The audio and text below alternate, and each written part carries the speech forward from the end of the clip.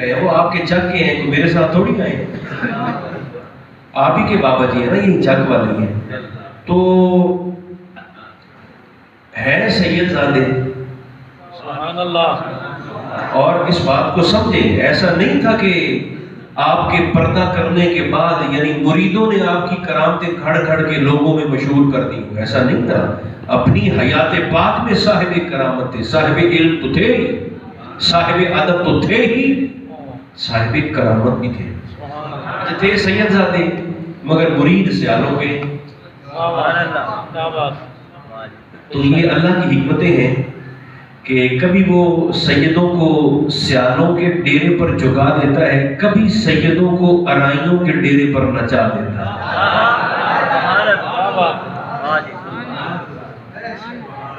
آپ تھوڑے تھوڑے آگے آ جائیں سارے، سبحان اللہ سبحان اللہ. جلدی سے اور خاموشی سے آگے آ جائیں، بس بیٹھ جائیں. تو یہ اللہ کی حکمت ہے. ملے شاہ صاحب کی گل پہ کرنا قصور والے ملے شاہ صاحب تو وہ بھی سید زادے تھے. تو بابا شاہ عنایت ارائی کے ڈیرے پر تو سارے جہان سارا قصور دیکھتا ہے کہ گھنگرو باندھ کے سید زادہ اپنے شیخ کو راضی کر رہا ہے. تو حضرت بابا بلے شاہ صاحب کی جو فیملی تھی، چونکہ سارے سید تھے اور بڑے ڈاڈے قسم کے سید تھے، تو انہوں نے بلے کو سمجھایا بھی صحیح، بلے شاہ صاحب کو رحمۃ اللہ تعالی علیہ. اور جب آپ نہیں مانے تو پھر انہوں نے اچ شریف سے بڑے بزرگوں کو بلوایا. چونکہ اس پورے خطے میں جتنے بھی بخاری سادات ہیں نا،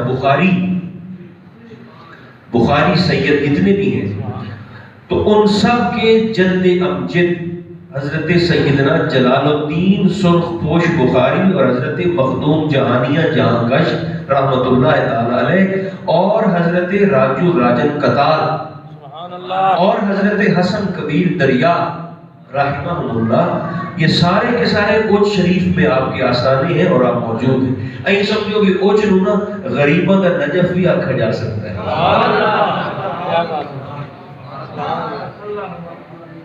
کیونکہ وہ تو پھر رجف اشرف ہے. تو اتنے سادات بڑے بڑے یہاں پر آرام فرما ہے کہ اوج شریف کو غریبوں کا نجف بھی کہتے ہیں. کیونکہ دیکھیں نا، ہم تو نسبتوں کا بھی حیا کرنے والے لوگ ہیں. شخصیت تو شخصیت ہے نا، ہم تو نسبت کا حیا کرتے ہیں. بلکہ آپ کی ایک سیرت کا نا بڑا معروف پہلو ہے، اب باتیں نکل رہی ہیں اندر سے اندر. تو حضرت پیر مہر علی نسبت کا ادب کس کو کہتے ہیں؟ آپ نا ایک دفعہ عرس پاک پر تشریف لے گئے تھے پیر خانے پر سیال شریف.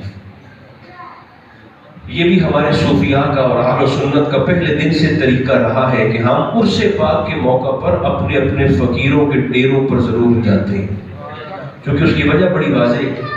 صوفیاء فرماتے ہیں کہ مزار والے فقیر جتنا فیض پورا سال تقسیم کرتے ہیں، سارے سال کا فیضان ایک طرف اور عرس کے ایک دن کا فیضان ایک طرف. پھر ایسے دھکے سے نہیں، پھر اس کی دلیل بھی دیتے. فرمایا دلیل اس کی یہ ہے کہ چونکہ عرس کا دن ہوتا ہے اس فقیر کا یوم وصال کہتے ہیں ملاقات کو. جس دن وہ فقیر اپنے محبوب حقیقی سے، اپنے پروردگار سے، اپنے کریم آقا سے ملاقات کرتا ہے، اللہ اس فقیر کے فیضان کو کئی گنا تک بڑھا دیتا ہے. بلکہ وہ جملہ بھی سنا دیتا ہوں. وہ فرماتے ہیں کہ جب فقیر زندہ ہو تو یوں سمجھیں کہ اس کی اختیار کی تلوار نیام میں ہوتی ہے. وصال کر جائے تو یوں سمجھیں کہ چونکہ دنیا کی علائشوں سے، مادیت سے، رکاوٹوں سے نکل گیا، اللہ اس کی اختیار کی تلوار کو نیام سے باہر نکال دیتا ہے. چونکہ دنیا کی زنجیریں پہ ٹوٹ گئی نا، پھر صاحب اختیار ہو جاتا ہے اور صاحب فیض ہو جاتا ہے. تو سرکار پیر مہر علی نا تشریف لے گئے سیال شریف. نسبت کا ادب کس کو کہتے ہیں؟ تو آپ کی سیرت کا بڑا معروف پہلو ہے. آپ نا وہاں پر باورچی نے نا خشک آٹا رکھا ہوا تھا لنگر کا لوگوں کو کھلانے کے لیے. تو کتے نے آ کر نا خشک آٹے میں منہ مار دیا. باورچی بھاگا اور پیر سیال کی خدمت میں کہنے لگا حضور ایسے کر کے خشک آٹا تھا لنگر کا، اس میں کتے نے منہ مار دیا ہے، اب کیا کریں؟ تو پیر صاحب نے پوچھا باورچی سے کہ مہر علی آئے ہوئے ہیں؟ تو انہوں نے کہا جی حضور آئے ہوئے ہیں۔ تو فرمایا جا کر پیر مہر علی سے، سید مہر علی سے مسئلہ بھی پوچھو، پھر جیسے وہ بتائیں اس کے مطابق پھر عمل بھی کرنا۔ تو باورچی آ گیا سائیں دی خدمت دے وچ اور آ کر کہنے لگا حضور ایسے خشک آٹا تھا، کتے نے منہ مار دیا ہے۔ تو پیر صاحب فرماتے ہیں آپ سے مسئلہ پوچھیں، پھر جیسے آپ بتائیں گے اس کے مطابق پھر عمل بھی ہوگا۔ اب سید مہر علی رحمۃ اللہ تعالی علیہ آپ فرمانے لگے کہ بھائی مسئلہ تو میں تجھے بعد میں بتاتا ہوں، پہلے تو مجھے یہ بتا کہ جس کتے نے اس آٹے میں منہ ڈالا ہے وہ کتا باہر کا تھا یا پیر خانے کا تھا؟ وہ کہاں کا تھا؟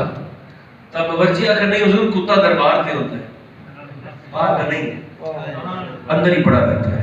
پڑے رہو تو پڑے رہو پیا کے دربار، کبھی تو پیا پوچھے گا یہ کون پڑا دربار۔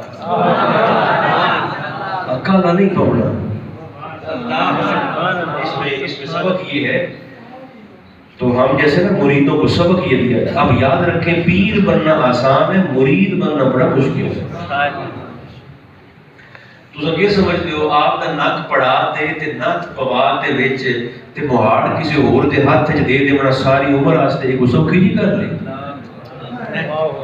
آپ کو سمجھ ہی کوئی نہیں گئی میں نے کیا کہا ہے، طرح لوگ بیٹھے رہ گئے ہو۔ تو پیر بننا آسان ہے، مرید بننا بڑا مشکل ہے، بہت مشکل ہے۔ اللہ ہمیں یہ توفیق عطا فرمائے کہ اب ہم اپنے مشائخ کا اور پھر اپنے بزرگوں کا پھر اپنے صوفیاء کا ادب کریں، یہ بہت بڑی دولت ہے۔ عبادت وہاں لے کر نہیں جاتی جہاں ادب لے کے چلا جاتا ہے۔ تو آپ نے نہ فرمایا کہ بھئی اندر کا تھا یا باہر کا تھا کتا؟ اس نے کہا نہیں حضور کتا دربار پہ ہوتا ہے۔ فرمایا ٹھیک ہے، آپ نے مسئلہ بتایا۔ فرمایا مسئلہ تو یہ ہے کہ اگر خشک آٹے میں کتا یا کوئی بھی نجس جانور آ کے منہ مار دے تو فرمایا فقہا فرماتے ہیں کہ جتنی جگہ اس نے منہ مارا ہے اس کی زبان کی منہ کی تری موجود ہے خشک آٹے میں، اتنی جگہ سے آٹا نکال کے پھینک کے ضائع کر دو، باقی تمہارے لیے طیب ہے، حلال ہے، جائز ہے، پاکیزہ ہے، ستھرا ہے، کھا سکتے ہو۔ لیکن آپ نے فرمایا کہ یہاں نہ چونکہ کتا پیر خانے کا تھا، فرمایا ایسے کرو کہ جہاں اس نے منہ مارا ہے نا پیر مہر علی باورچی وہاں دے پہ اتنی جگہ سے آٹا نکال کے روٹی بنا کر گوندھ کر پکا کے میرے لیے لے آؤ، باقی سارے کا سارا بے شک تم لوگ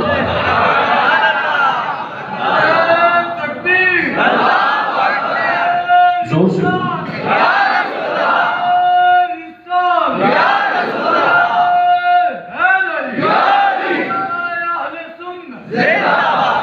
اس باورچی کے پیروں کے نیچے سے زمین نکلی، اس نے کہا حضور آپ کے لیے میں کیوں لے کے آؤں؟ تو جو آپ نے جملہ کہا وہ بہت بڑا ہے، میرے تو فہم سے بھی بڑا ہے، میرے منظر سے بھی بڑا ہے۔ تھوڑے بہت الفاظ کی تبدیلی سے میں آپ کو وہ جملہ پیش کر دیتا ہوں جو انہوں نے اپنے متعلق کہا، میں تو کہہ ہی نہیں سکتا، ہاں ان کا پیار آپ تک پہنچا سکتا ہوں تھوڑے بہت الفاظ کی رد و بدل کے ساتھ۔ باورچی آ کے حضور توڑے سے کیوں لے آؤں؟ آپ فرمایا بھائی پریشان نہ ہو، جیسے وہ دربار کا کتا ہے میں بھی تو پیر خانے کا ساتھ ہوں۔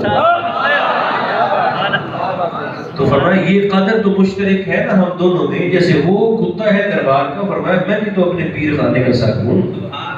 تو اس لیے ادب ایک ہوتا سرکار مولا علی شیر خدا دی بات کا چاہے یہ بھی سنا ہوا یاد کو تھا ماشاءاللہ سبحان اللہ۔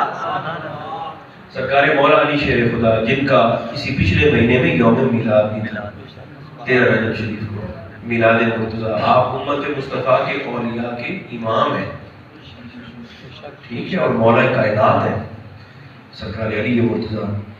تو آپ کو جس طرف بھی رکھے نا تو آپ کے نور کا مقابلہ کوئی نہیں کرتا۔ صحابہ میں رکھیں تب سبحان اللہ، خلفائے راشدین میں شامل، اور اہل بیت میں رکھیں تو تب، اور خاندان رسول میں رکھیں تو تب۔ بڑی عظیم شخصیت ہے۔ بہت بڑی عظمت کے حامل ہیں آپ سرکار مولا کائنات کرم اللہ تعالی وجہ کریم، مگر ہم کیا کریں؟ لوگوں کی ہر موقع پر بغض سرکار مولا علی شیر خدا سے کھول کے سامنے آتا ہے، کھول کے سامنے آتا ہے۔ تو میں کہا تو اگر تیرے دل وچ کوئی میل ہے علی دے متعلق تو انہوں چنگی طرح ننگا کر، پھر علی تیرا کیسا چوتھا خلیفہ ہے؟ ایسے ہی تماشے کر رہے ہو، یہ کس کو دھوکہ دے رہے ہو؟ پھر کیسا تیرا خلیفہ راشد، اور پھر کیا تم بک بک کرتے پھرتے ہو؟ اگر اندر تیرے علی کی عظمت کے متعلق گھٹن ہے، کوئی میل ہے، کوئی تکلیف ہے، اس کو کھول کے ننگا کرو لوگوں کے سامنے تاکہ پتہ چلے گا۔ سمجھدار لوگ کہتے ہیں کہ جس نے جنگل میں رہنا ہو نا وہ شیر سے بیر نہیں لیتا۔ اچھا بات تو میں نے کر دی ہے، آپ نے کب کہنا ہے سبحان اللہ؟ آج سوری نہیں بھی لگتی کہ میں آپ سے کیا کہہ رہا ہوں۔ جس نے جنگل میں رہنا ہو نا وہ شیر سے بیر نہیں لیتا۔ تو آپ کا کیا خیال ہے جس نے رہنا اسلام میں ہو تو وہ اسلام کے شیر سے بیر لے کر اسلام میں رہ سکتا؟ اس کے پاس وقت ہے، وہ بھی اپنا کوئی اور دیکھ لے، کوئی دین اسلام کو چھوڑ کر کسی اور طرف نکل جائے، یہاں وقت برباد نہ کرے اپنا، اگر یہ خباثت اس نے کرنی ہے تو۔ اب دیکھیں نا ذکر و علی یہ عبادت پر بھی اعتراض ہے کہ علی کا ذکر عبادت کیسے ہو گیا؟ تو میں نے کہا جی تکلیف آپ کو کیا ہے؟ انہوں نے کہا جی تکلیف تو ہے نا کہ علی تو مخلوق ہے، علی تو بندہ ہے، علی تو بشر ہے، علی تو انسان ہے۔ تو میں نے کہا پھر؟ تو اس نے کہا انسان کے ذکر سے اللہ کی عبادت کا ثواب کیسے ملتا ہے؟